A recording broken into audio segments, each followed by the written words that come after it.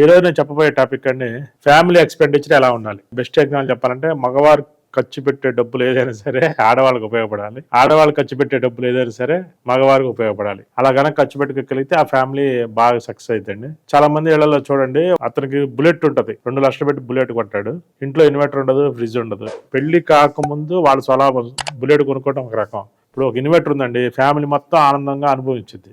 Fridge ఉంది, ఇంట్లో నలుగురికి ఉపయోగపడుద్ది. టీవీ ఉంటుంది, నలుగురికి ఉపయోగపడుద్ది. అట్లా నలుగురికి ఉపయోగపడే అన్ని కొన్నాక లాస్ట్కి బుల్లెట్ కొనుక్కోవాలి. ఫస్ట్ బుల్లెట్ కొంటాడు, ఇంట్లో మాత్రం ఏముండదు. అలాగే కొంతమంది ఉంటారండి, స్పోర్ట్స్ కార్ కొంటారు. ఇద్దరు కూర్చునేయి, లేకపోతే నలుగురు ఫ్యామిలీతో వెళ్ళినా కూడా కన్వీనియంట్ ఉండదు. వాళ్ళు కూడా అంతే, ఫ్యామిలీ మొత్తం నలుగురికి వెళ్ళే విధంగా కారు ఉండాలి. కానీ మిడిల్ క్లాస్ పర్సన్ అంటే ముందు ఫ్యామిలీకి ఇవ్వాల్సింది ప్రిఫరెన్స్.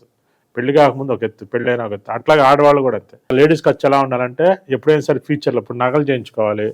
మాకు నచ్చిన నగలు కాదు, 100 గ్రాముల హారం 8 లక్షలు పెట్టి చేయించుకున్నారు. మళ్ళీ అమ్మితే మన హారం కనీసం 7.5 లక్ష 7 లక్షలు వచ్చేటట్టుగా ఉండాలి. అలా కాకుండా వీళ్ళకి నచ్చిన విధంగా 100 గ్రాముల హారం కొనుక్కున్నారు, రాళ్ళు రప్పలు అన్నీ వేసుకొని 4 లక్షలు అమ్మితే 4 లక్షలు వచ్చే హారాలు కొనుక్కున్నారు అనుకోండి.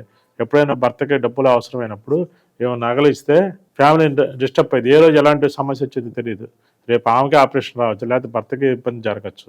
అప్పుడు మీకు ఉపయోగపడాలంటే అలా ఉండాలి. ప్రతిదీ కూడా ఒక ప్లానింగ్ ఉండాలి. ఒకళ్ళ ఖర్చు ఇంకోళ్ళకి లాభంగా ఉండాలి. ఒక ఫ్యామిలీ పర్సన్ బుల్లెట్ కొనుక్కోకూడదా అని అడగచ్చు మీరు. మినిమం వసతులు సమకూర్చిన తర్వాత మీరు హోండా బండి ఒకటి కొన్నాక, లేకపోతే యాక్టివా కొన్నాక, పిల్లలు నడుపుతారు, అందరు నడుపుతారు, అది కొన్నాక అప్పుడు ఫైనల్ గా మీరు బుల్లెట్ కొనుక్కోవాలి.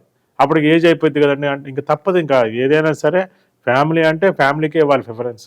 అప్పుడే ఆ ఫ్యామిలీ సక్సెస్ అయింది. ఇల్లు ఖర్చు పెట్టేటప్పుడు కూడా సొంత ఇంట్లోకి వచ్చిన తర్వాత, సొంత ఇల్లు వచ్చేసింది కదండి, ఖర్చులు టూ మచ్. ఇప్పుడు సపోజ్ ఇల్లు కట్టుకుంటారు, వాళ్ళ బడ్జెట్ ఒక 40 లక్షలు 30 లక్షలు అనుకుంటారు. కబోర్డ్లకి 20 లక్షలు పెడతారండి. వెల్యువేషన్ 10 లక్షలు ఖర్చు పెట్టాలి ఉన్నారు. సీలింగ్లని, ఫ్లోరింగ్లని, అసలు ఇవాళ ఇంటీరియర్ డెకరేషన్ అని రకరకాల ఖర్చు, డబ్బులన్నీ ఖర్చు పెట్టుకోవటం వేరు. అప్పుడు దాకా రూపాయి పోగు చేసుకొచ్చి ఉన్న డబ్బులన్నీ డెకరేషన్ ఖర్చు పెడతారు. అంటే 40 లక్షల ఇంటికి 40 లక్షలు డెకరేషన్ పెట్టేవాళ్ళు ఉన్నారండి. అది రాంగ్ పాలసీ. ఎంత అద్భుతమైన ఇల్లు అయినా సరే ఇవాళ ఉన్న టెక్నాలజీకి 10 ఏళ్ళకి ఏదో రిపేర్ చేయించాల్సింది. మన సొంత ఇల్లు 100 ఏళ్ళు ఉంటాం అనుకోకండి, ఒక 10 ఏళ్ళ తర్వాత రెనోవేషన్ చేయించుకుంటాం అనుకోండి.